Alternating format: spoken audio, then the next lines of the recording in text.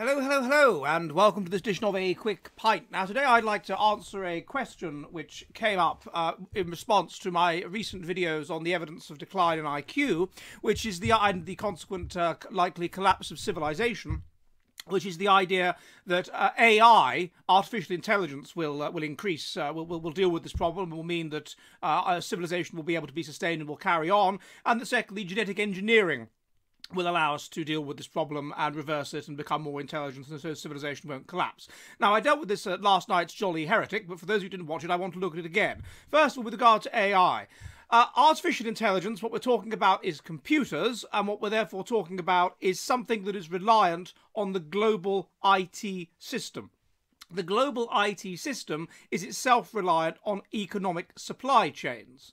Now, whether we do not develop really fantastic artificial intelligence, it is irrelevant to the fact that these supply chains are decaying, and that as with the decline of intelligence, and as the decline of intelligence increases, these supply chains will decay even more, such that eventually you cannot even rely on the electricity that you require in order to power the AI. So therefore, for this reason alone, we would not expect artificial intelligence to slow down, or to any particular massive extent slow down, the decline of civilization. Ultimately, intelligence is declining. It is declining for genetic reasons, and so what that eventually means is that we cannot sustain the infrastructure of civilization. We cannot sustain national electricity grids. We cannot sustain supply chains for the materials that are necessary to sustain the AI.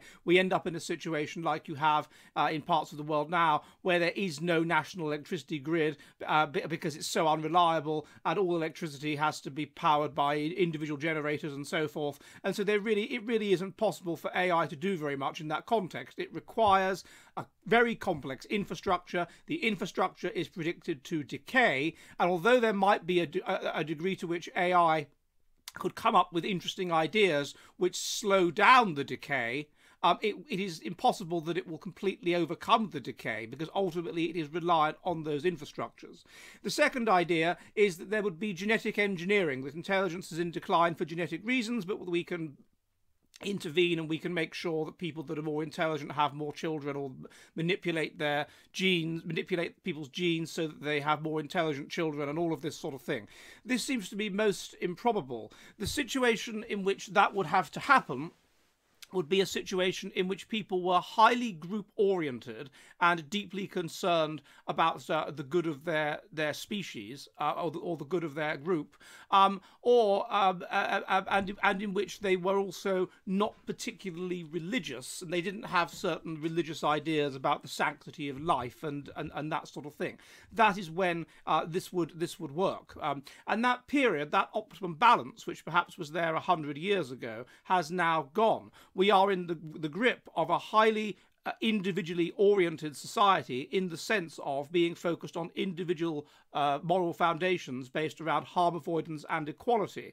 And it would be anathema to most people to be able to institute a policy which said that we are going to manipulate people's genes such that they become more intelligent. You would get people talking about how immoral this was. What do we mean by intelligence, they'd say.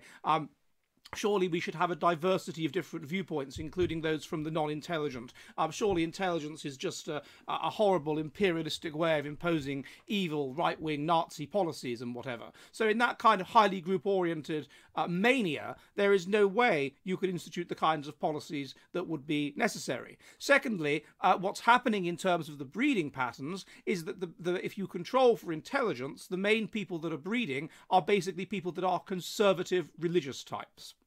Those people do not have much truck when it comes to eugenics. They're against it. They are opposed to abortion. There is a degree to which they are pathologically altruistic.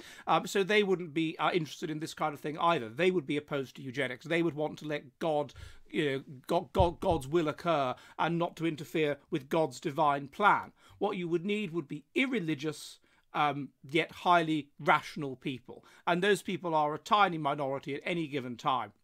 And there is no way they would be able to do this.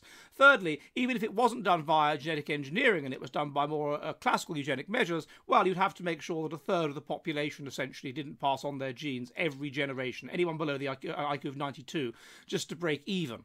Well, there's no way that you would be able to do that. That would cause revolution and uprising, and the whole thing would simply break down. So I don't see that either of those possibilities, AI or genetic engineering, will rescue the decline of civilization. Civilization is in decline. It's in massive, precipitous decline. We are likely to be at an IQ of 85 by the end of the century, in a context in which that's the highest there is. So I'm afraid that there's and that is the average IQ based on per capita major innovation of what we had in about 1100, and I really don't see how AI or genetic engineering can compensate for this genetically induced decline.